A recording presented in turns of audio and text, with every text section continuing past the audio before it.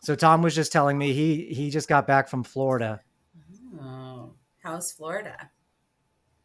I had to do um, a lot of work while I was down there, so I spent a lot of time in the kitchen of the condo we were staying in. I hear that the beach is nice. Next time I go, I'll be sure to check it out. But What were you doing down there? I was seeing family, and it was just during the school semester, so it worked out that I would see family, and that was it, and I would do work. Yeah. What part of Yeah, Florida?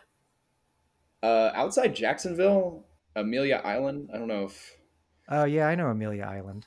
yeah, seems like everybody in Atlanta does now too. My family's been going there for like 20 years before anybody knew about it, and Mm, now it's where everybody is retiring.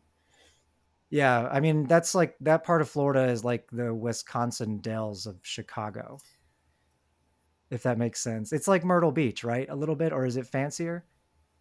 Well, I've never been to either of these places. Oh, you've never been to Myrtle Beach? Oh, No, I okay. don't It's think like so. Myrtle Beach is the Jersey Shore of the South, Okay, so and this was Wisconsin Dells is the Jersey Shore of the Midwest, that's I right. right. think. So Yeah. this is Okay. not that.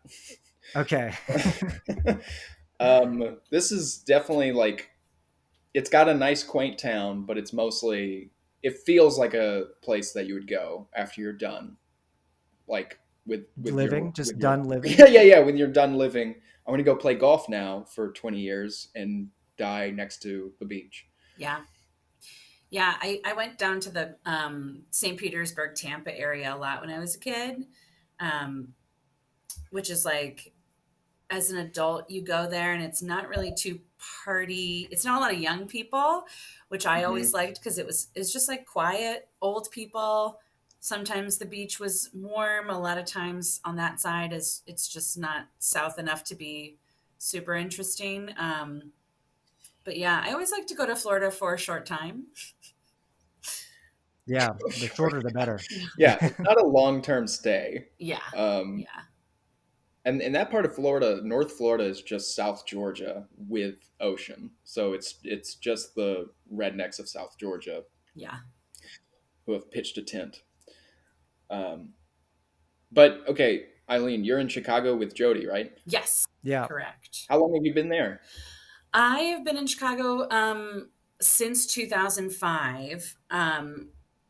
So I've been here a while, and then I moved away for like 3 years in between. Uh, I was sort of at a point where um, I was dating someone, I was drinking a lot, and it was like, well, either I can get married, I can quit drinking, or we have to break up. And we didn't do any of that. We just moved to California. So it was like, we're not going to deal with any of that. So I was in, It's a marriage. yeah, I was like, that works. So I was in the Bay Area for about a year and a half. And then I went back to Ohio, where I'm from, and that is when I ended up getting sober, and then came back to Chicago. So I've been back for almost 10 years. And you've been sober for 10 years, Yeah, right? yeah. I think I saw that on your Wow, Facebook. Sorry, I did a little congratulations. stalking. Please, yes, no, Yeah, no. I congrats. just celebrated 10 on the 9th, which Nice. is yeah, Wow, that's amazing. yeah, So you got sober in Ohio. yes, Is that where you're from? yeah, yeah. So I was like moving back home, living with my parents, and then you're not supposed to do anything drastic within a year, but within a year of getting sober, I had moved back to Chicago. I was like, this will be good. But it ended up being a good thing. Um, but yeah, so I've been in Chicago since 2014. Yeah, or back in Chicago since then. Were you directing the whole time? Were you in the theater community or were you always in the theater community? Yeah, yeah. I should ask, are we recording right now? Yeah, we've been Oh, recording for like minutes. beautiful. I'm glad I didn't say anything terrible. Yet. Uh, good, good, good. I was like, oh, should I save my stories? No, no stories are coming. No, no, no, no. We like to start them real candid, usually in the middle of Tom telling us a story or something like that. Good, good. So all the Floridians know how I feel now.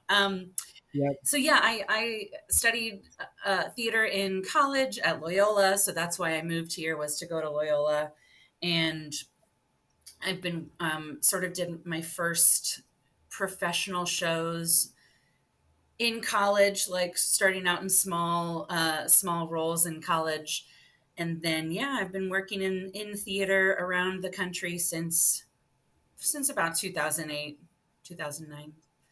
Whoa. Yeah, not always directing and not always at a high level. You know, sometimes you got to put on a show in a basement, but Yeah, Oh we yeah, yes, we know that. Yeah, I think most of our shows were in basements. Honestly, our best shows are in basements. yeah, yeah. that's where we met. That's where Jody and I met at a theater called The Basement. Yeah. Oh, really? Yeah, that's right. Yeah, actually, Tom, I saw on Facebook memories that we met. That was in 2014 when we met. We met on September 11th Yeah, we became friends on 9/11. on 9/11 in a comedy club called The Basement, which was in a basement of like a I guess a corporate kind of park, like a one of those little like commercial park kind of Oh, things. yeah. It was really weird. They didn't sell liquor, but they had a shit ton of candy. Wait, you didn't And buy so liquor there?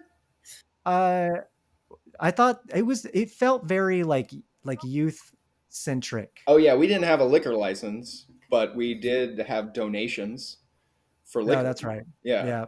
it did feel very youth centric, but that It's the only comedy club I've been to that has ring pops. You know what I mean? Like it had ring pops, Laffy Taffy. It had a huge candy selection, but it was fun.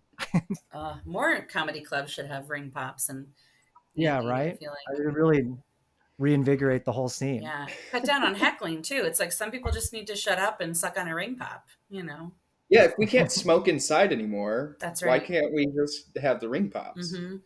Or gobstoppers. You know, Blow pops, anything like that. oh, Anything that just keeps the mouth busy. blow pops. Oh, those were so good.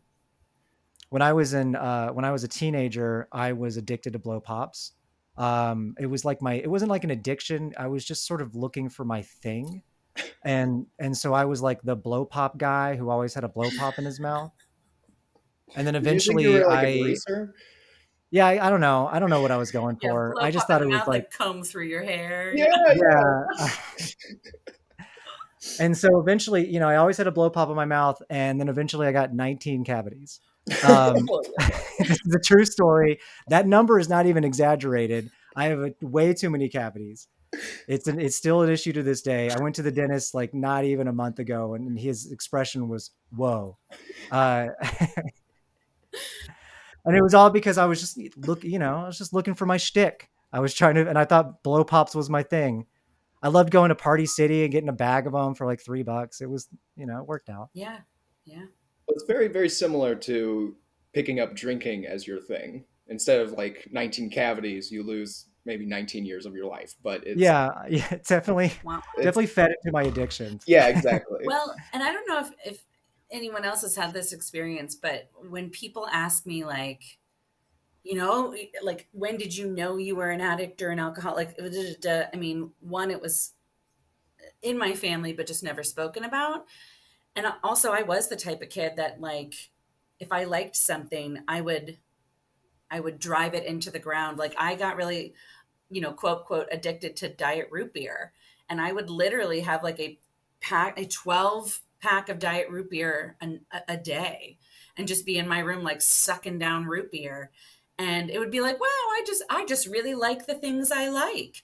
And then as I would get older, it would be like, ooh, when am I using these things to cope? Like, when does it become just that normal kid thing of, oh, they like the same show so they watch it over and over again? And when is it, I can't fall asleep unless I'm doing XYZ? And I don't know. And eventually, once you find alcohol and you're like, oh, well, this solves all those problems in my brain because it just kind of knocks it out. So I'm like, oh yeah, looking back, I was an addict in so many little ways, and just I Yeah. Hmm. just got the right thing or the wrong thing put in my hands. Yeah. Wow, yeah. I definitely during my blow pop phase, I also had a pepperoni and mayonnaise sandwich Oh phase. boy. Yeah, so I would eat so many of them. I would probably have like one. I would make two in the morning, and then I would have one for lunch, and then I would sit on one, and I put one in my back pocket because that was my thing. It was like my shtick. I don't remember ever needing to have a thing that involved like sitting on sandwiches. Or like, I was so desperate for yeah, attention. Listen, who's so that guy? I would sit on one all day, and then when I got home, it would be like nice and warm, and then I would like it was like a slow press, like a slow panini, like a crock pot panini combination, like an egg, like a duck on an egg, and that was like my after school snack was this like smashed egg mayonnaise and pepperoni sandwich.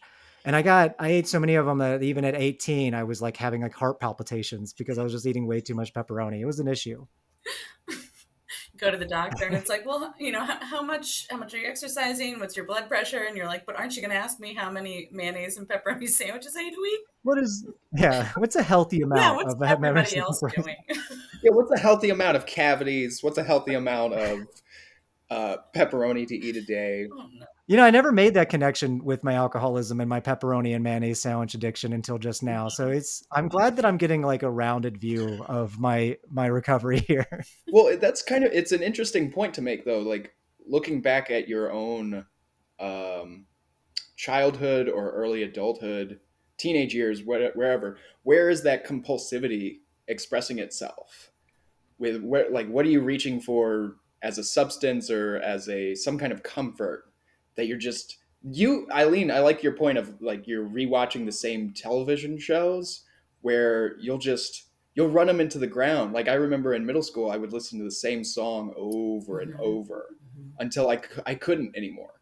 Yeah. Um, and I like that's such an interesting pattern to see in reflection, like try to find it in yourself, but also just as a way to if you're like a someone who is around students of that age, being aware of that. Yeah. Well, and I don't, I think that is a familiar behavior in a lot of young people. Like Mm. 4-year-olds want to watch, oh, I love that show. Let's watch it again. And then teenagers are like, I love this song. This is all I can listen to. But I think I can only make that discernment looking back. Like looking back, it wasn't just that I liked the song, it was that I needed to go through the behavior again. I needed something external to help me cope with my feelings. And a lot, everyone needs that. But I think then it kind of goes from you grow up, you learn how to become more emotionally intelligent. Maybe you go see a professional person to help you through that. You learn healthy ways of coping. And for me, I feel like I was always an addict. It just, no matter what time I first picked up, I was going to be like there was a sense of inevitability, um, which is actually subconsciously why I think I didn't drink for a long time. I didn't have my first drink till I was 20. And I Whoa. was always very like, I don't drink. I'm really cool. I'm very straight edge, Jesus forever, like very much one of the coolest people in the world. But it was a huge thing that I didn't drink.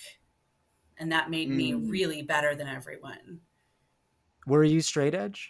Were you in the hardcore scene? Like, I was like straight edge or posers. If you have to be part of a community, then you're not even cool enough to be like Whoa.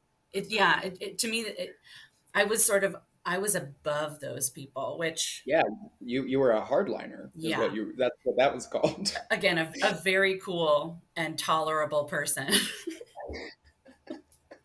But that's so interesting. Like the distinction that you made between like child behavior, teenage behavior, where there's still inputting stuff, but it's maybe not that big of a deal. Maybe it's just that phase. But then you have this added element of this is my identity, like this is what I'm clinging to, and it's it's very that is very interesting. Like, did you said it was very important that you weren't a drinker and you started drinking at 20. When did you make that decision like I'm not going to drink? Like Was that just a part of like the Jesus thing, or just a more conscious? Yeah, it was the not gonna drink was a very conscious, like, I'm not gonna get in trouble. I'm not gonna be like other people. I also grew up with a lot of brothers. I grew up in a pretty, you know, Christian, Midwestern, patriarchal sort of society. Not as much in Mhm. my family directly, but like, if you drink and you're a girl, you get yourself into trouble. And there Yeah. was that kind of fear wrapped up in that. Um, but yeah, so I was going to be stronger. I was going to be cooler. I was going to be better than those, all the other people that did that. Um, and then even in college, it was like, no, I'm going to be better and cooler. And then I finally was kind of got tired of taking care of people. I got tired of being responsible for myself. And so then I kind of took drinking as great. I don't have to have any responsibility for what I do or what I say. Um, and it was one of my friends has mentioned, like, yeah, I mean, we were all, we're theater people in Chicago. So we were all pretty like loud and blasted and singing Rent and screaming and, trying to do like Eugene O'Neill plays drunkenly together. Like we were all messy, but she was like, you were doing it different. Like there was just something, the way you were doing it was different.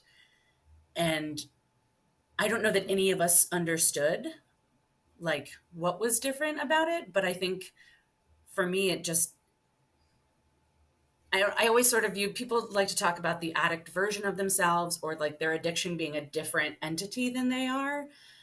I I feel like for me personally, it is me. Like the voice of my addict self is still me saying it.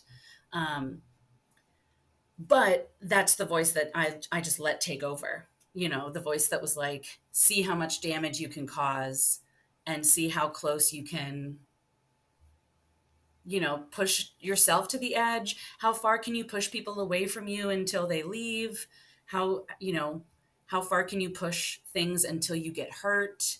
It Mhm. was just a reckless voice that I was like, yeah, great. This is wonderful. And I don't have to remember anything that I did. Yeah, we talk about that a good bit, like testing the margins of the extreme. Like when you were saying about just pushing people away, seeing not really having accountability for yourself. That was something that really spoke to me. That was something that I really struggled with, and that was like kind of a bit of my identity where it was like, oh, I was drunk. Like you could always just like blow it off, Yeah. like, oh yeah, I did all that stupid stuff when I was drunk, and everyone, you wake up the next morning and you're just like ridden with all that kind of like shame and guilt, and like you're like, oh my god, I can't believe I spoke to this person and I did this thing, and you're like, I was drunk, and it's like so liberating in a way, Yeah. but then also there is accountability. In the end, you are like hurting people. In the end, you are, it gets to be a little bit too much.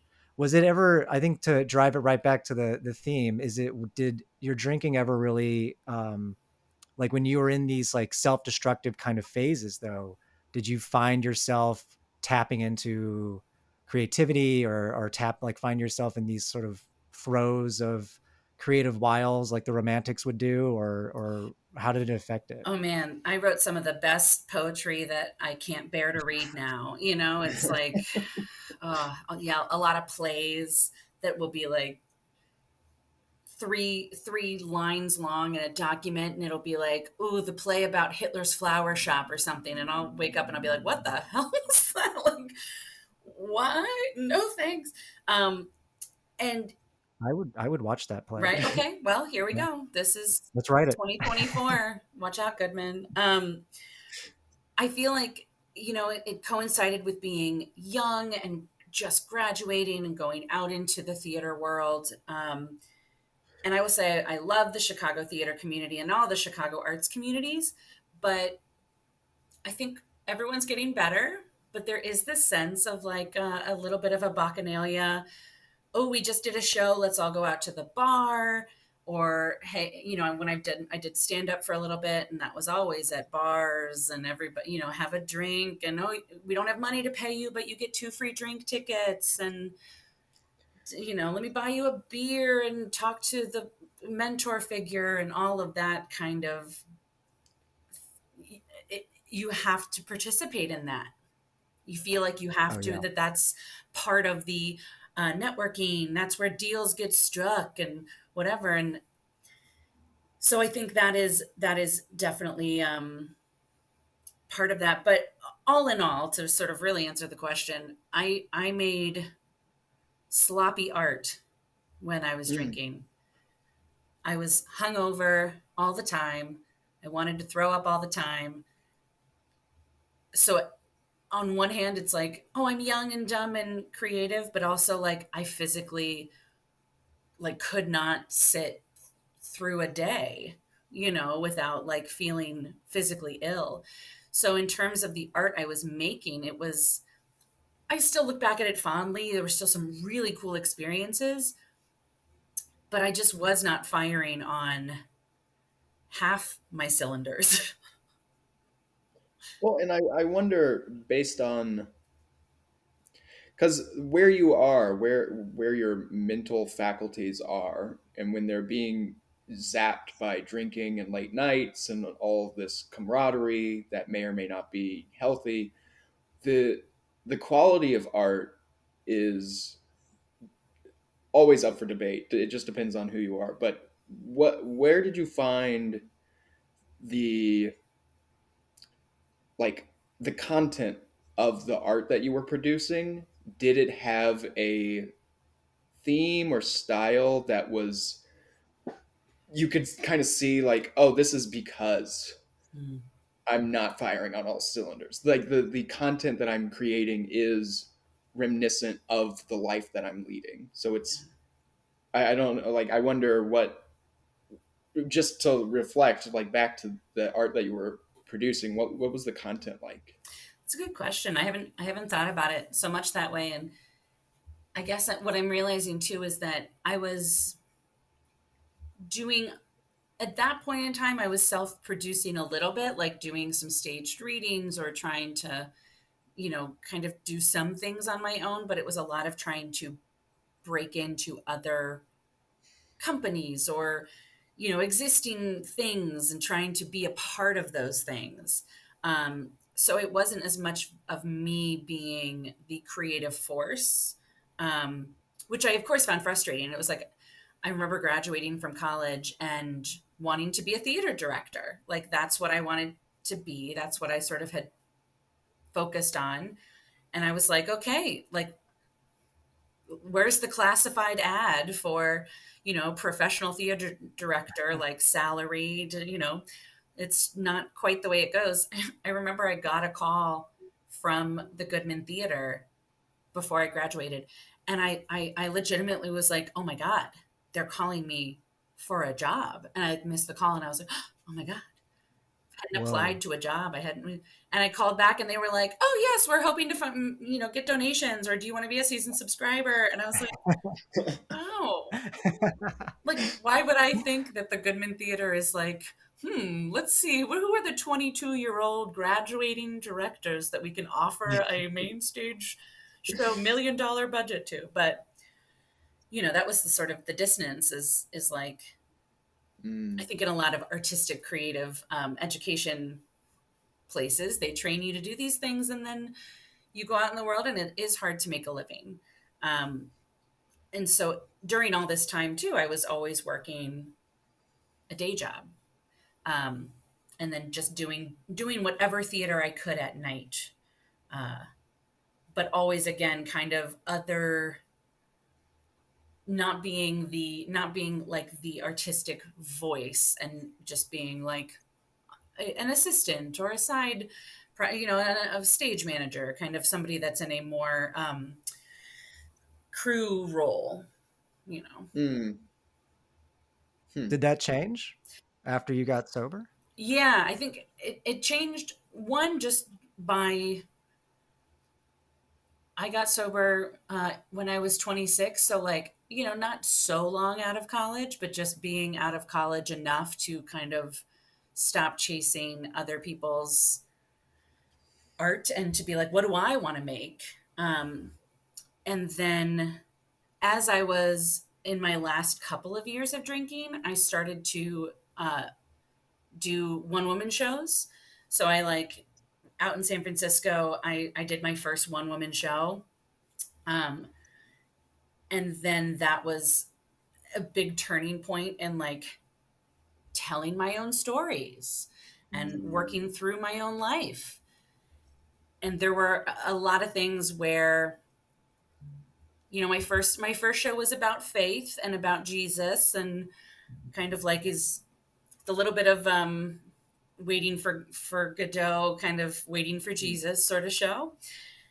And then any show I tried to make after that, like I kept running up against addiction as a metaphor that I didn't want to deal with. So shows about like food and exercise and being obsessed, like being obsessively hurting yourself through diet culture or hurting yourself through, different kinds of means, and being so like unable to stop the cycle of certain things, but it was just never officially about alcohol. Um, so I look back at a lot of the things that I did in like the last gasp years where it was like, ooh, I was trying to work this out, but still negotiate the fact that I can still drink. Well, I know I have a problem drinking, but I bet you I can figure it out and I can still do it. There were a few years of Oh yeah. that. And that was Yeah. the last 2 years or the last couple years that you mentioned. That was like your work, your voice coming to the Yes, yeah. stage. Me Okay. writing, me directing, me performing it. Yeah, and I mean it's really like solo work is really tough to hide from yourself because it is just you. You don't have another actor you can project stuff on. The audience is looking at you, and I started to do things, that again were my stories. I wasn't playing a character, it was me on stage. And you know part of the thing about being honest and vulnerable on stage is like you can't keep lying to yourself either. Yeah, and you have that instant reaction to things. I mean, I know that when I was doing stand up, there would be jokes where I'd be like, "Oh, this is funny," and it's a joke that's essentially rooted in my drinking, and then the audience would be like, "Oh boy," and you're like, "Oh, wait, no, no, this is funny," Yeah. and it was just like that direct, denial. Where like, "Oh, it's the audience, just a different audience that didn't really find," but yeah, it's like you have to face it. You have to like attack it. I think that it's like on that note though, it's really interesting that your work at the time was trying to confront addiction, but in this backdoor type way, where Yeah. your subconscious is kind of like, all right, so we've noticed some things and we don't like what's going on. Why don't we try to process them? And your conscious mind is still going, but But I got this. yeah, Like, I hear you, but let me say something else. yeah. No, I had this whole So like interesting. performance art play that didn't have any dialogue, but I was like, this is about diet culture. And so I would come out and I would be exercising and I would be counting like, with weights like 1, 2, 3, 4, 5.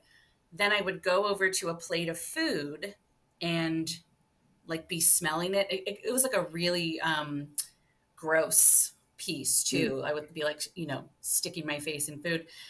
And then I would take a rubber band and snap it on myself to like Oof. teach myself not to want the food. And I would count 1, 2, 3, 4, 5, and I would do sets of that, like sets of the exercise. I'd go back to the exercise, 1, 2, 3, 4, 5, like the healthy coping. I'd go back to the food, and I would. The second one, the second round was I would take a fork and scrape myself, 1, 2, 3, 4, 5. Then I would go back, exercise again, and then the ending part was I would hit myself And then eventually I would get so worked up that then I just eat the food, and and it's like it's like lasagna and a cupcake, and it's covering my face. It's dripping on the floor, like it's just disgusting. And then I go back to the exercising covered in this food. One, two, three, four, five. And I was like, yeah, this is about diet culture. Anybody want a drink after the show? Like, oh boy. And it was about food and those issues as well.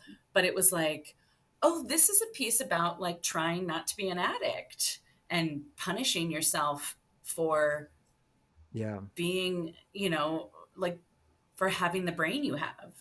Um, yeah, Yeah, that's an interesting The cycle of that's a self-destruction. Yeah. really good point you bring up, because in the lifestyle of the addict, there is a constant self gratifying nature to it, but then an immediate, I have to find a way to punish myself about this. Mhm. yeah, And if the hangover's not going to do it, I'll find a different way. But it's like the same coin. yeah. Well, and with that And like piece, I was going to say with that piece too, I would be literally hurting myself. I would have bruises, I would have scratch marks, and I thought I am being such a good artist. I'm really doing it. Like I'm doing art so hard that it hurts. And it was also a thing of like, if you're going to be this vulnerable and this honest about something and you're going to show these ugly sides, you need to be punished. Like you need to show the audience how much it hurts to do that. And yeah, so I was like, oh, everyone look, like I have all these, scratch marks and oh man, it hurts where I hit myself last night. I'm so cool. And I legitimately don't do that piece anymore. I really like it because I do think it is very interesting and as a piece. But I'm like, oh, I can't do that anymore. I just physically, emotionally won't do that to myself. Yeah, it's extremely self-destructive. Yeah, yeah, I mean, and it's also that same extreme where you're like, I'm gonna do this thing the most intense way possible and push myself, to a new level on stage just for the sake of art. That's like we're bringing right back to that like obsession, that like going deep into it. I'm gonna do it the hardest I can do. yeah. It seems rough. What was it called? It's called weight/training. So it'd Okay. be weight Yeah. training or weight and training. I have some videos of it online and I have some really great pictures online of me like, looking so intense and food all over my face. And, but yeah, I did that piece in Cincinnati. I did it in Chicago, and I did it at a festival in Tampa. I did it in New York. So I like took it places and did it for, I think, about 2 or 3 years. And then Wow. I did Whoa. it one more time when I was sober, and it was different doing it sober. I was like, oh, I could tell this was, it was interesting within the first few years of sobriety because I was still a little bit like, yes, this pain is good because it's good to feel guilt and it's good to feel shame about all of this, and it's good, felt still, it was like, oh, and I still get to hurt myself, and people will clap when I hurt myself. But it got to a point where I was like, oh, what am I doing? Like, but ow, I don't want to do this anymore. Yeah, you're like, stop clapping. This Yes, hurts. I know. If you keep clapping, I'll keep doing it. Well, and the you're also living with a new, very real level of intensity in your day to day by being sober. So Hmm. to illustrate that on stage is almost like this is my life now, though. Like it hurts to be this way, especially those first couple years. So that makes sense that you would look at it and you would feel different to perform that. Yeah. Well, and again, especially because it was a piece that I think this happens a lot with artists where somebody creates a painting, somebody creates a book, somebody creates a piece of art, and to them it's about, oh, this is about the war that I survived. And then someone reads it and they go, oh, this is about your father. And you're like, this is about my father? Oh my God. Like I think that artists don't always understand what because I don't think that you set out intellectually with art. I believe it's best when a lot of it comes from emotionality. And so then you're not intellectually um, analyzing it as you're doing it. And then later people are like, well, you created this in a post 9/11, pre Obama. It's about economics. And you're like, I guess maybe it was about that. Like, I didn't write a paper on it, but like I painted it. Yeah. Did that affect like your creative outlet at all? Because I know for me, there's like that, there's that the dean in Community where he's like, "This, I hope this doesn't awaken anything in me." And anytime I'm writing something, I'm like, "Boy, I hope this doesn't like show my hand." And people like find out something about me that I don't know about myself, which really upsets me when someone's like, "Oh, this is about this issue that you haven't spoken about." And I'm like, I don't want to, that's for me to figure out. You know, did that come up like maybe in like your sobriety, like afterwards in your work or anything like that? I mean, one, I'm always like, I'll take free therapy. Like I pay for therapy, but like, sure, I'll take it. Two, I definitely used that gif of the dean in response to, they just released this still image of Gabriel Byrne playing Samuel Beckett. And it just on this random Facebook thread, I was like, I hope this doesn't awaken something. That was like yesterday night. So that's why I'm thinking of it. Anyway, it's interesting. I also feel like, so I got sober and then like I had decided to quit drinking several times in my life. Um, Hmm. Really, it was, I think the first time was 8 months after I had started drinking. Like someone in my family came to me and they were like, you're drinking too much. And I was like, I'm going to quit. I will. And then something happened that I needed to drink. Something else happened. I needed to drink. And so my whole drinking career was under this umbrella of like, I know. And because I knew Yeah. right away what was happening. So Yeah. I had been kind of trying to quit for a while, but not really. Like, not really. And then the last time I tried to quit, I also said maybe I'll go to AA and check that out for, who knows. And I know people have mixed feelings about AA. It works for some people, it doesn't work for everyone. Every room is different because it doesn't have any oversight. So sometimes you're going to have a great experience walking into the room. Other times there's going to be, who knows who's going to be there. But I walked into the room and I immediately was like, oh, okay. Yep. It was just so, it was like seeing yourself in a mirror. And I was like, well, this is where I am. Um, and so I was happy to be in that place, but I wasn't, it took me a long time. It took me like maybe 2 years to feel really comfortable saying it out loud or sharing it with a lot of people. Um, so I sort of still had it as a secret to a lot of folks.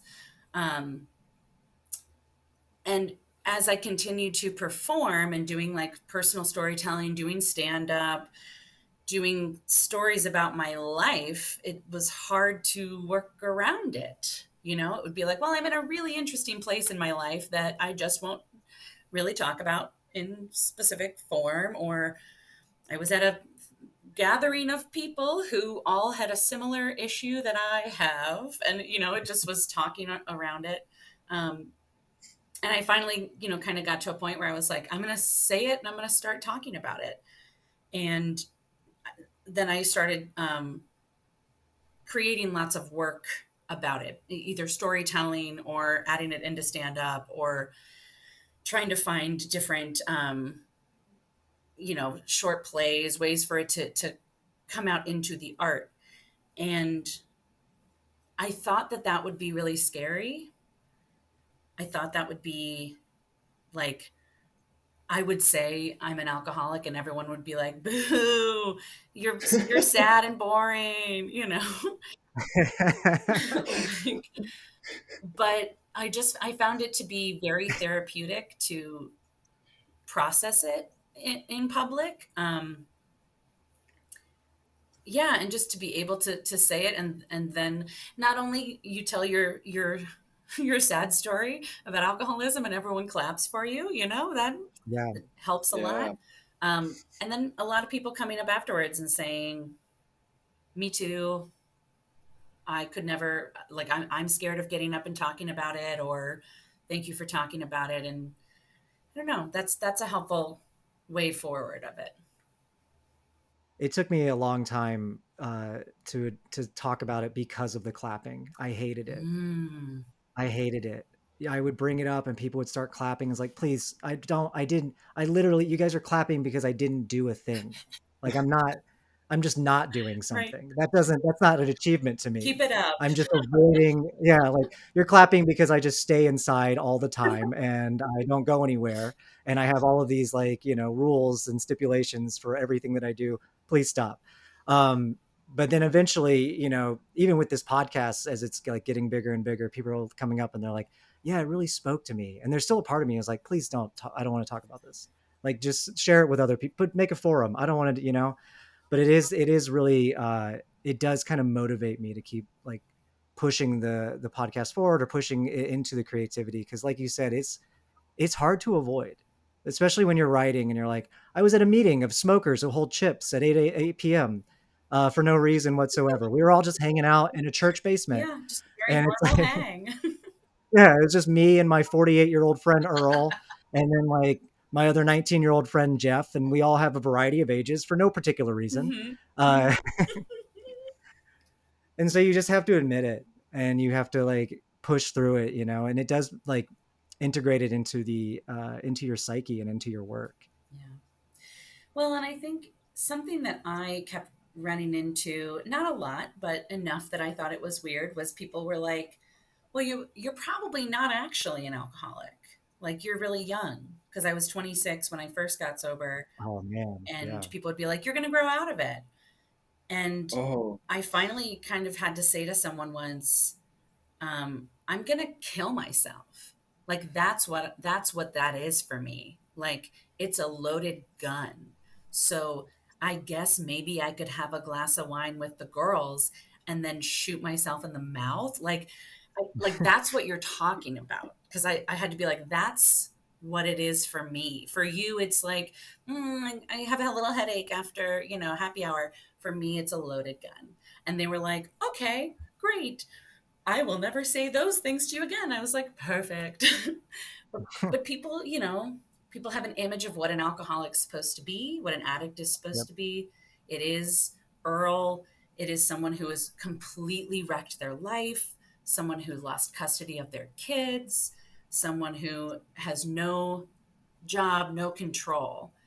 And I'm sure I could have gotten there very, very quickly. Like, I definitely could have lost absolute control of my life. But why not? Like, I mean, I had a bottom, sure. I hit a bottom. I had lots of embarrassing, horrible things that happened, but like I didn't kill anyone. I didn't wreck a car. Doing that when I was sober, I drove a car into a building, but that was just because I was 16 and stupid. But you know, why wait for the absolute I could tell the car story. I know that. Yeah, yeah. I, I'm I think really. I It think that you sounds. should. Yeah. Again, it's one of those things. Not everybody did that. No, I begged to get my license when I was 16, and then I wanted. Then I was driving home after a volleyball game, and I was like, "Oh, I'm so cool! I got my license 3 days ago. I'm so awesome." I wanted to go get some ice cream from Dairy Queen, so I pull into the local Dairy Queen parking lot, and I went to park in the parking spot, and my front tire, I believe, got caught on the concrete because I was taking it so wide. And I was like, my tire must be stuck over something. Let me just, I can just hop over what it is. And so I um, pressed the gas down all the way and I launched over the sidewalk into a building. Luckily, it was just through the window of the computer store that was opening the next week. So nobody was hurt because like I legitimately like would have murdered a person if they had been walking there, but everybody from the La Rosa's pizza place came running out to be like, who is this insane drunk person? And it was like me in a volleyball uniform with my side ponytail. It was a different time. My high school mascot was the Braves, so I did have war paint on. Again, different time, 2004. We didn't know. I'm from Atlanta. I get it. Yes, Yeah. yes. So, and then I'm like, but I'm sitting there, everyone was like, what happened to you? And I was like, I was trying to park the car. They're like, yeah. So the cops came, the fire truck came, and they said, are you drunk? And I said, I've never even kissed a boy. And they were like, it's not what we asked, but okay. That's fine too. And yeah, they didn't cite me because I'm a white suburban Ohio kid, and but the I insurance just was like, yeah, you're gonna pay a lot for this idiot. That poor owner of that computer store, he was like, I've saved up all of my money. I finally got the loans. It's time. My dream is coming up. Yes, And then suddenly yes. I'm in a perfect spot next to the Dairy Queen. Kids will keep Yeah. coming. They'll come right into the computer store, and then yeah, Just just all of our hard work is coming to fruition. And all then out of boom, nowhere, this volleyball player has started a this war with us. slightly racist volleyball player with war paint on. right. Like, are they all coming back like as a team? But I see that story is this like I was sober. I'd never, like didn't drink, and I would tell that, and people were like, "Oh, because you're an alcoholic," and I'd be like, "No, not at that point. I was just a bad driver." Like Yeah. I was still straight edge at the time. exactly. I know. I did pray about it. I was like, Jesus, I'm so sorry for doing. I didn't even apologize to the computer store guy, but I apologized No, you just to skip Christ. everybody, go to straight to God. I was like, please make me So- not have done that. I believe in miracles. No. But so I didn't do that when I was drunk. And all that to say, I think a lot of people think I'm not that bad. I can wait until something really terrible happens and then I'll get help. You know, yeah. I haven't done X yet. I'm not as bad as this person.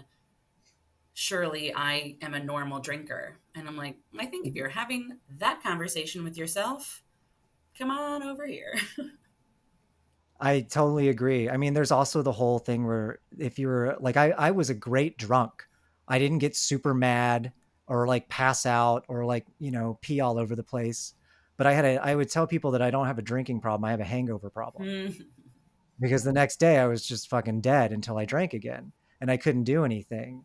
And that was what really like was the catalyst for me because so many times you think that like, oh, that guy who like starts all these bar fights, that's an alcoholic, or the guy who's like passing out on the street on their way home, that's an alcoholic. yeah. But it could easily just be, someone who just likes drinking, or like you were saying, like my first time I got sober, I was 26 and it didn't take. Mm. And then there was several times after that.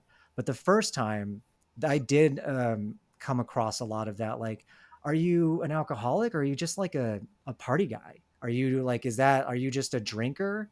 Like that might just be like your thing. And, I was doing stand up. I was like working in the restaurant industry. So I was around a lot of people who were like, yeah, we like to get loose and drink a lot. And so many people would, convince me that like, no, you're not passing out or like you're usually the life of the party. And I'm like, yeah, that's the problem. Uh, and so, it's just like that kind of stigma that sits there where we have to like break it down and be like, it could easily be as simple as someone who is just having fun all the time, but you don't know what's happening when they wake up in the morning. You don't know what their life is going into or how it is like a game of Russian roulette around the bar just to like, celebrate a win or like a play or something like that. It's always very personal, you know. Yeah. Well, and I would be very calibrated being out with people, and I would be very fun and very, I learned how to be very fun, and then I would go home and finish drinking. And so it was Yeah, like, Mm, when I'm out, that's like I'm really a one or smart. two drink gal, but like I'm telling jokes and I'm having fun. And then it would be like, okay, everyone's gone. And usually it would be like some poor boyfriend or roommate or someone would have to be, also there. But it would be like, that's when I did my real drinking, was alone. And I, again, just thought that was normal, was like, Mm, everybody's hanging out, cool. And then you get home and you like drink yourself to sleep because that's ideal. And the same person you can go shot for shot with someone who doesn't have a problem, who can just, not go out the next night, and you drink the same amount. You're from the same place, siblings even, it's like you're from the same family. It's cunning, baffling, powerful. Addiction doesn't really care, and it's not so discerning, you know. definitely. Yeah. Do you find that back to kind of that? I like that you said bacchanalia earlier. it's like ringing in my head. I can't stop thinking about it. And because I know what you mean. Like there, especially in theater and stand up, there is this kind of like, you're calling upon the god Dionysus to like inspire you, and the mages, not mages, the muses, Yeah. or mages, depending on what the play's about. Mhm. Um, but like, do you finding that now that you're sober, there's a little bit of a border that you have to put down, or is it a little, or like a boundary? Yeah, I think part of it coincides with like, specifically the Chicago theater community, I think has had a lot of reckoning with professionalism and mm, abuse, both like emotional and sexual in nature. That if you are the person in charge and you're paying other people, that you probably shouldn't. Um, can I swear on here? Well, Yeah. I was gonna say you probably should. Fuck yeah. Yeah, don't fuck the interns. Like that kind of, like, if you're in charge of hiring and firing people, you do have to have a little decorum, and you can't just hire blonde girls from Northwestern to like get you coffee and then you ruin their lives. But those are just some specific things. So I think that there's that kind of thing that happened for the whole community. And then for me, part of it is that I'm so loud about it, and I, both in the work that I do and just kind of on social media, it's always something that I talk about, that people kind of know what I'm up for or not up for. So like, mm, there are certain pockets of communities, or certain, even there's, like drunk Shakespeare, or things like that drinking game, theater, comedy places, that like I have friends that do that. But yeah, but there's kind of a like, yeah, I'm not going to come to your show, but like, good luck, great, awesome. It's just not the vibe there. And I also feel like, since I have come out as an alcoholic, like very, very publicly, I've seen lots of people, and not saying like I opened the door, but like a lot of people then have also said, yes, me as well. Like there are kind of more and more people being loud about it in these past few years, whatever community they're in. I think the stigma is breaking. Um, Social media is a nightmare for a lot of reasons, but I do think it can be helpful for things like this, that you can look Mhm. around at your community and see people talking about things like that. Um, and yeah, so I think that there are more sober people that are loud about things now in different artistic communities. But I also like, if I meet someone who I think drinks dangerously, and maybe not for themselves, but drinks in a way that makes me feel unsafe. Which for them, it's like they could be a perfectly normal, happy, fun time drinker, but there's something about them that for me, it's a me problem. Then I'm like, awesome. I don't. I just don't want to hang with that person. I'll still work with people, but then if people start drinking in the theater or people start drinking like, oh, let's all go out to the bar, I'll be like, well, I'm not going to go, but you all have fun. Because I do think it's important to say, you guys go, but know that that's not an environment for everyone, you know? I had to do that just last week. Yeah. Because I work in advertising, so I'm a creative in advertising. So a lot of the younger creatives were going to Snickers. Have you ever been to Snickers? No. It is like the dive bar of River North. It is like sticky floors. They have some sort of shot that's like Everclear and Gatorade. It's called a Windex shot.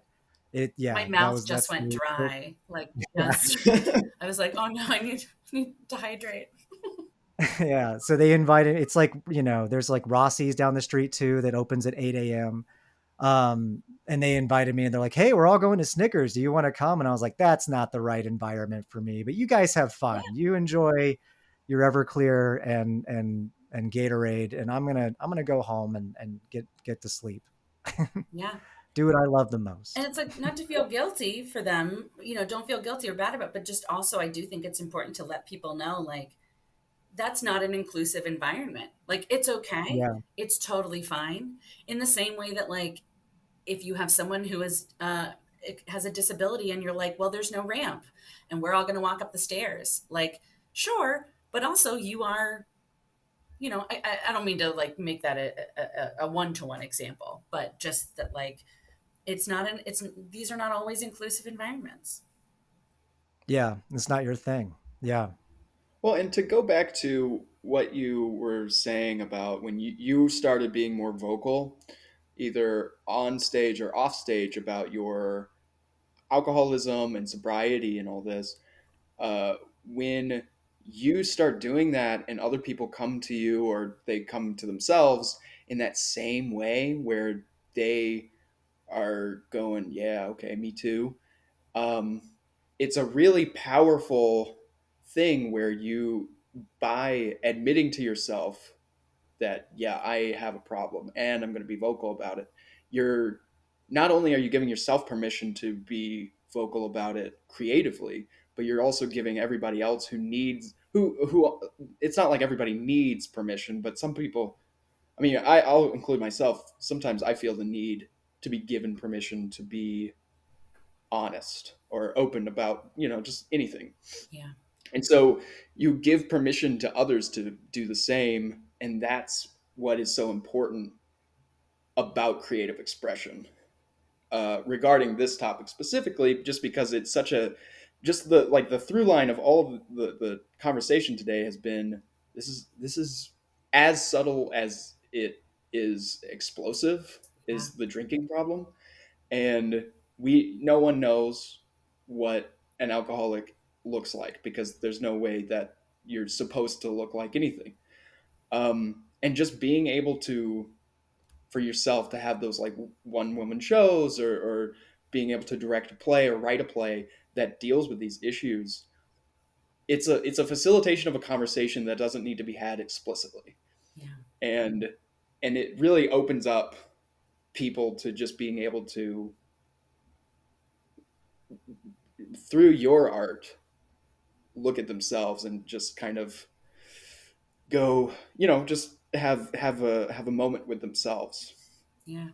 Well, and that's, I think in whatever issue it is, whether it's like, any part of your life, your spirituality, your self-esteem, that we try to recognize ourselves within stories, movies, Yeah. Hmm. TV, especially, and plays and books and things, we want to recognize ourselves and see how similar is this character to me? How different are they to me?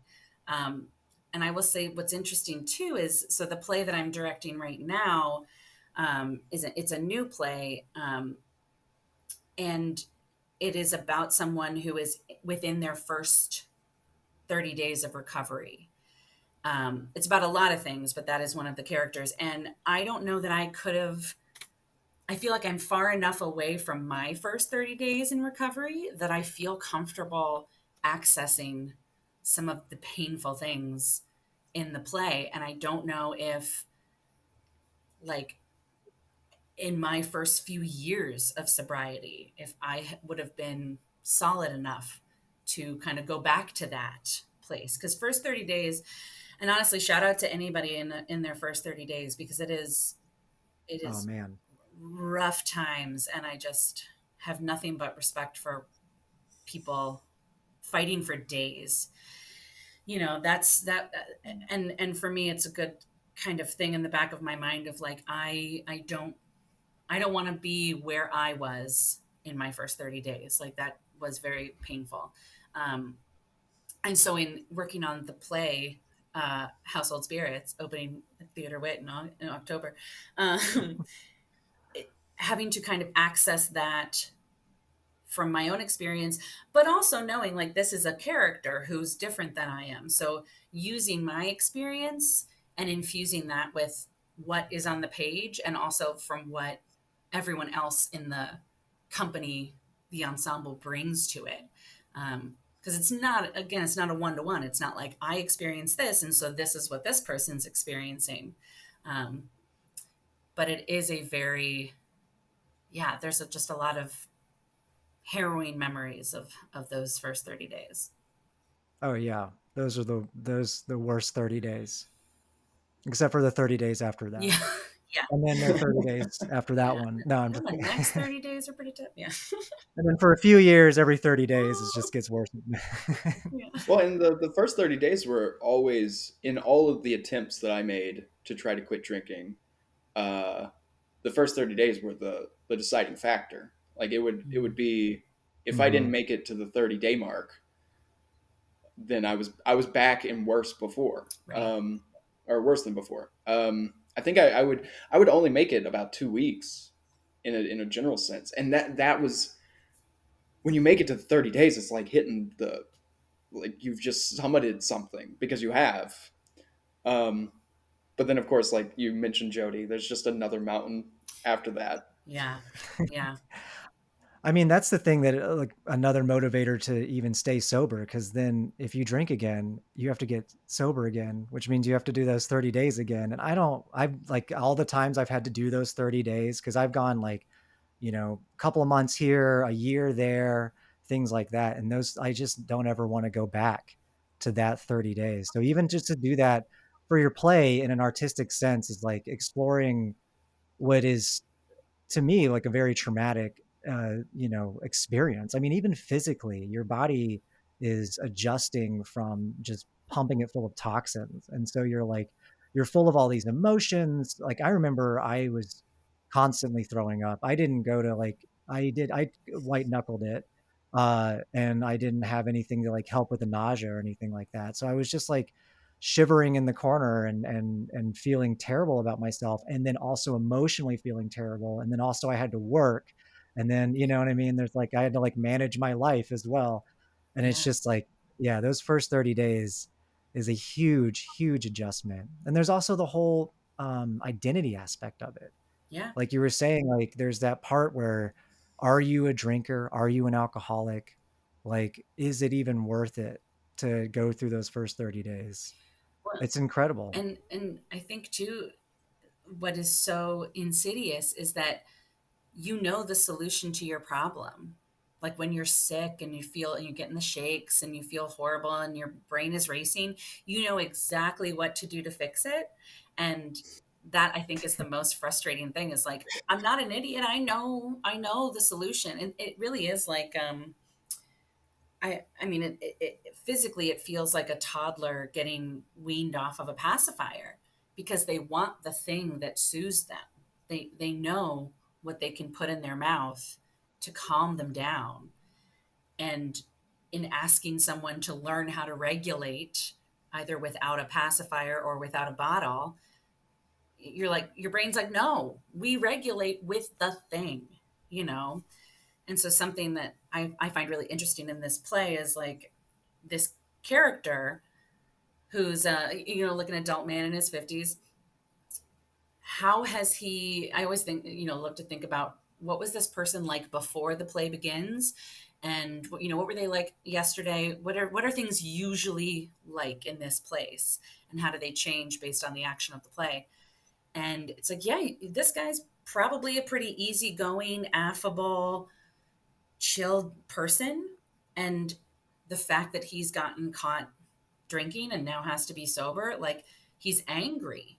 And that's new to people, that he's Mm. snapping, that he's, you know, kind of picking at things, that he's kind of blowing up, that's not his usual.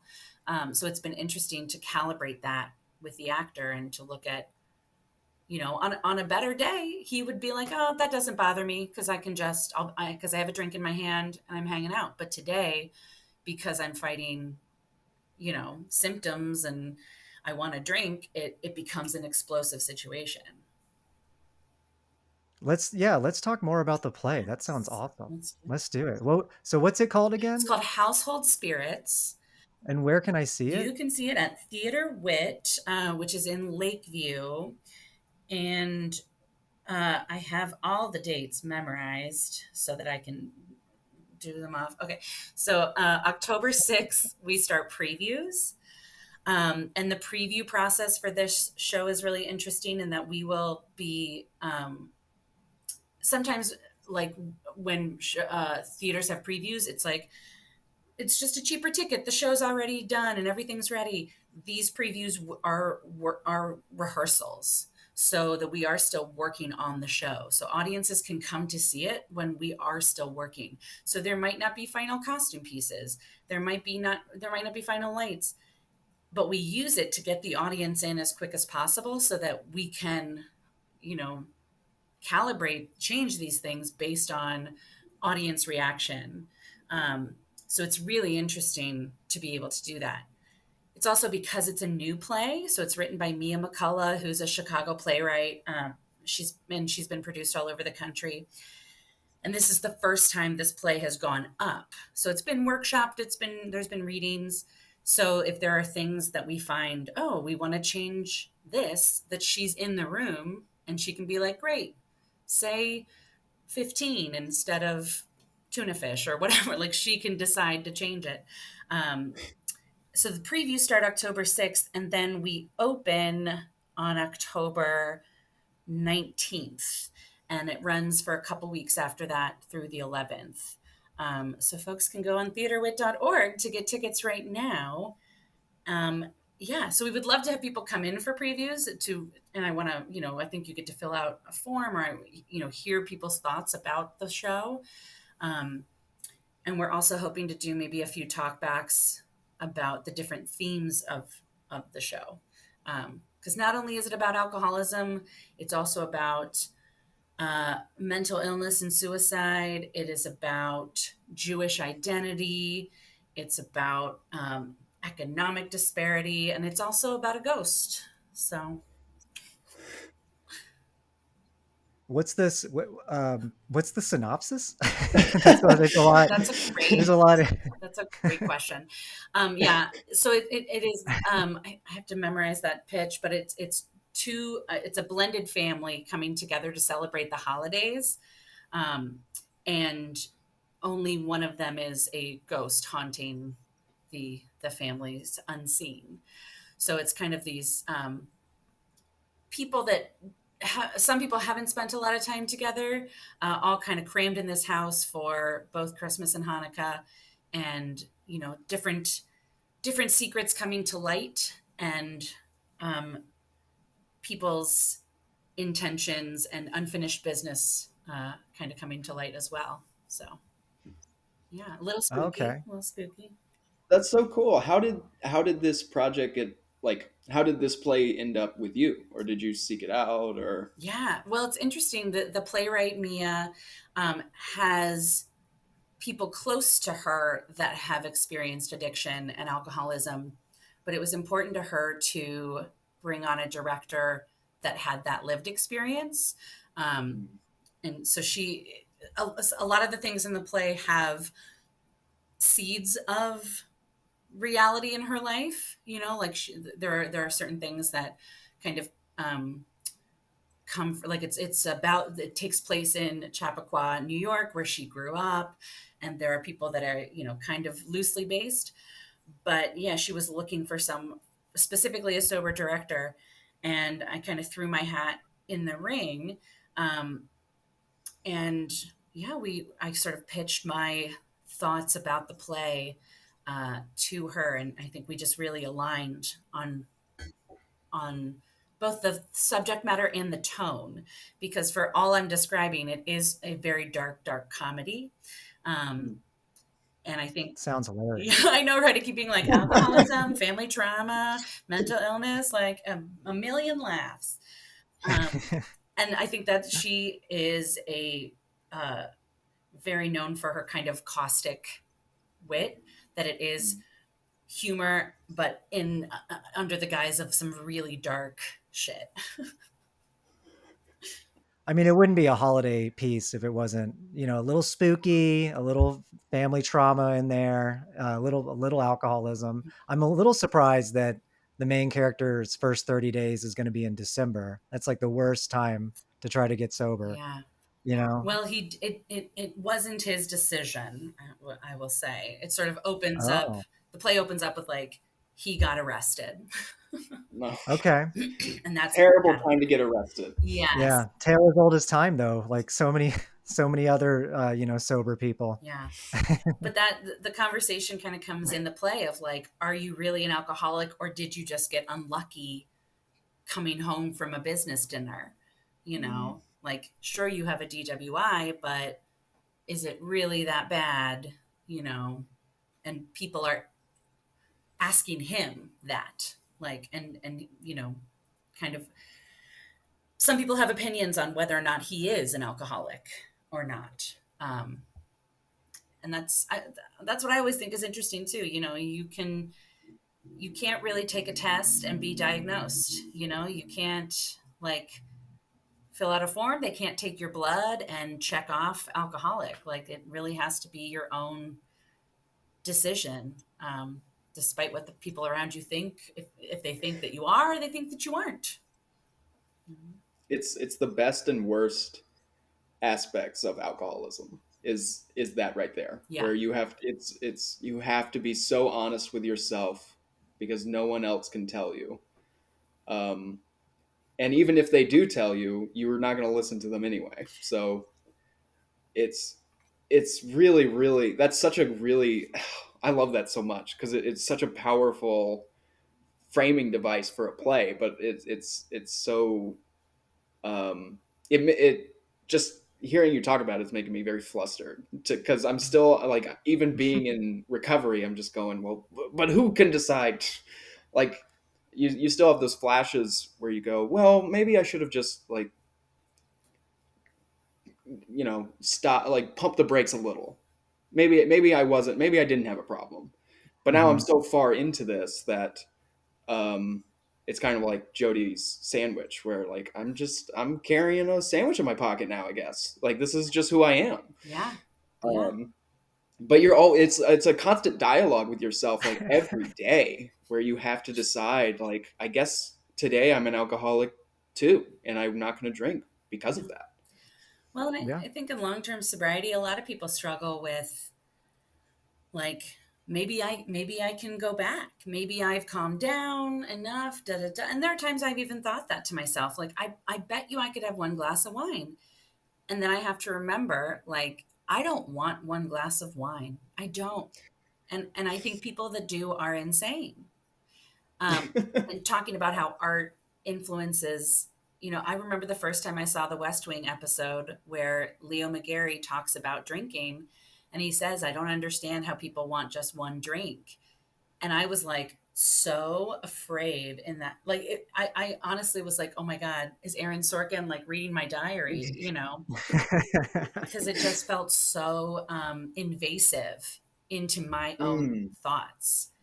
And I mean, I honestly like then went and made myself a drink because I was like, I can't handle this like yeah. sense of being seen. Um, and I mean, and again, it's I always sort of take it to the extreme metaphor of I could probably drink a glass of wine and I could probably like jump out onto Lakeshore Drive and I might not get hit by a car and killed. Maybe, like fingers crossed, but like I probably would, you know. If I jump off a Yeah. building, I may break only my legs, but I will probably die. Um, and that's just Well, the extreme I have to go to. no, and Yeah, because it's that's important. insidious. Yeah, like what you said earlier about like you friends saying like, why? Well, you can have one or something, and you like that's such an apt analogy of, well, that's a loaded gun. Yeah, Like, I mean, I would be ordering a gun at the yeah, bar, right. and it really is that it is that destructive. Um, and But just it doesn't happen so instantly. It's like the gun, you shoot it, and then it slowly gets into your brain over the course of 6 months, Yeah. and then you die. It's like a slow Like motion yeah, matrix thing. yeah, Yeah. yeah, you're just, like, going about your day while this bullet's, like, going towards your head the whole time. Yeah. Yeah. Yeah. It's just like it's a slow death. There's another quote, man, it's like a famous writer, and I can't think of his name right now, but he says, "1 isn't enough and two's too many." Hmm. And when I read that, I was like, "Oh shit, that's me. Yeah. That's me." Yeah. Like, My favorite is you have Carrie Fisher in her memoir. She says, instant gratification takes too long. And I just, oh, oh, my queen, you know. Oh, Terry Fisher's the best. She's somebody, it's like Carrie Fisher and Robin Williams and Roger Ebert. I'm like, I miss them every day. You know, like every day I think the world would be better if like Roger Ebert was reviewing movies still and Carrie Fisher was like hanging out with me. yes. Her documentary, Stephen Wright did a documentary on bipolarism with her, and that was like it was so outstanding. And I remember watching it when I first got sober, and just a lot of the things she was saying just rang with me for the longest time. Yeah. And it just I always checked in on her. I just love how she maintained her weirdness. You know what I mean? Yeah. Like I was one part of me when I got sober was like, but this is how I stay weird. And if I get sober, I'm like pushing myself to be like the other, but like the lame other. And I want to be the fun other. Yeah. I want to be like the weird guy and like be able to like be that creative who kind of like pushes things. And Carrie Fisher is like her just the way that she approached life. She's like, no, you can do that sober. Yeah. You can keep pushing and being weird and surprising people with your odds and ends and all that, you know? Yeah. She's such an I inspiration. think that's a lot of people, especially in comedy, where people will be like, but sober is boring. I Mhm. heard, I forget who it was, but someone that I either hated or hated them after they said this for sure was like, I'm glad Mitch Hedberg never got sober because he wouldn't have been funny. And I was like, Wow. that's a really Oh, shitty thing to say about someone who fucking died of an overdose. Like Wow. that you'd rather this person be dead than not funny. And it was such a shocking thing to hear someone say out loud because I've certainly said that to myself of like, if you lose your creative spark, you should die. Like there's nothing good about you except these things that you can, you know, if you're not funny, if you're not telling stories, then what good are you in the world? And it's like, man, it's taken me a while to get to the place to be like, I am good to the world. I am good for myself, you know. And truthfully, I make myself laugh harder than anyone else does. So, like, I have a great audience of one, but I think that is a real fear of what if I get boring? What if I get not funny? And I don't know anyone that, um, I don't really know anyone whose work gets better the the more lost they get in alcoholism and addiction. You know, like the less sober people are, um, the sloppier they get, the less creative they get. You know, even if the thoughts feel like they're coming only from drugs or alcohol, like if you can't write it down, if you can't deliver it, if you're slurring, like I don't know, you're not creating your best art drunk. and you're not creating your best art high. Like you're just not. I mean, you might feel like you are, but I feel like that is a hard and fast rule. You're not, you know, Yeah, you're doing yourself a disservice. yeah. Yeah, yeah. That was always an issue for me when I was doing stand up, was this idea that if I stop drinking, then I won't be the comic that I know I can be, or whatever. And the reason I asked you about content earlier was because the more I kept drinking, even knowing that I shouldn't be, the more my content just kept being cyclical of just like Mm. finding new ways to talk about my life, which was just drinking. And it became like the jokes about drinking became, like you said, sloppier and sloppier and less thought out and more just, you just get on stage so that someone will light you so you can go back to your drink. um, and and I think that there is, maybe you can speak to this though, like when you get sober, that creative, it does feel like the creative spark is somehow lost, but it's really just because it's just jumbled, it's like discombobulated. um, and it takes a minute to find your footing, but once you do, the things you can talk about are just so expansive. Yeah. Yeah, there's I I love the movie Days of Wine and Roses with Jack Lemmon and I think it's Lee Grant. Uh, and it is a very kind of early depiction of alcoholism in a mainstream movie, like to the point where literally like somebody walks in and goes, I have this there's this organization, it's called Alcoholics Anonymous, and the music is like what. So I mean it has its moments of being very like melodramatic, but it is about two people who like fall in love drunk, and one of them wants needs to stop and the other one doesn't want to stop, but they have this repeated uh, line of dialogue about like looking in the water and how the water clouds things over and you don't really have to see things clearly, and that's why you keep drinking, is because you don't want to have to see the things clearly. And I related to that so much because yeah, when you're drunk you don't have to look at everything, you barely have to hold your head up on your own. And when you're sober, for better or for worse, you have to see everything. You have to see everything about yourself. I always find like, well, now I watch people to make sure they're okay. Like, oh, now I see everybody at the party and I'm like, oh, let me go help that person. That person needs to sit down.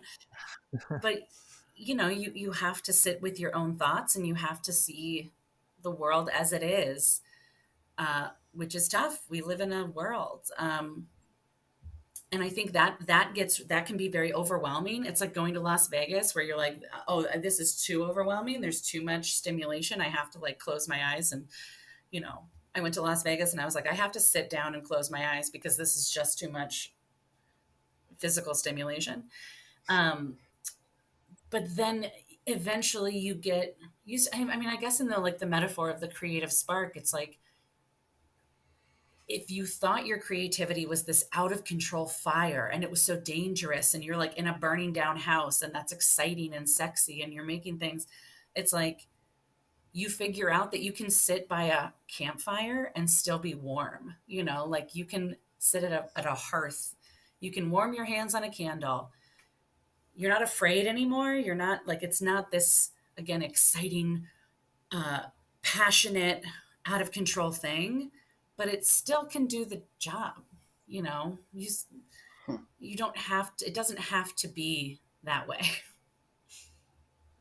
Wow. I think that's a really good place to wrap it up. I'm gonna go write a poem. Yeah, that was Yeah. beautiful. That was absolutely beautiful. Thank you. Um, talk about let's plug your play again. Yes. Household Spirits playing at Theater Wit, theaterwit.org. Um, First preview October 6th. Uh, That's 2 days after my birthday Oh for my our God. listeners. Yeah. So So, celebrate Jody's yeah, birthday. if you guys want to buy me a ticket to Theater Wit for my birthday, then we can go to the previews and give our thoughts together. Not everyone at once. I don't want to see it like 100 times. Well, maybe. Yeah. Every But yeah, October 6th, Theater Wit, Household Spirits. yes. Thank Yeah. you. Thank you. And this is Eileen Tull, the director. And yeah, that was great. Thank you so much. Yeah. Thank you both so much for having me. And you know, if anyone ever, I'm on all the social media stuff as Eileen Tull, and then it's me. There's this old lady in Maryland named Eileen Tull, and she shows her flowers a lot, but I think you can probably tell which one is which. So Follow both. yeah, That Follow sounds both. like good Yeah, follow yeah, both. content. DM both. that's right.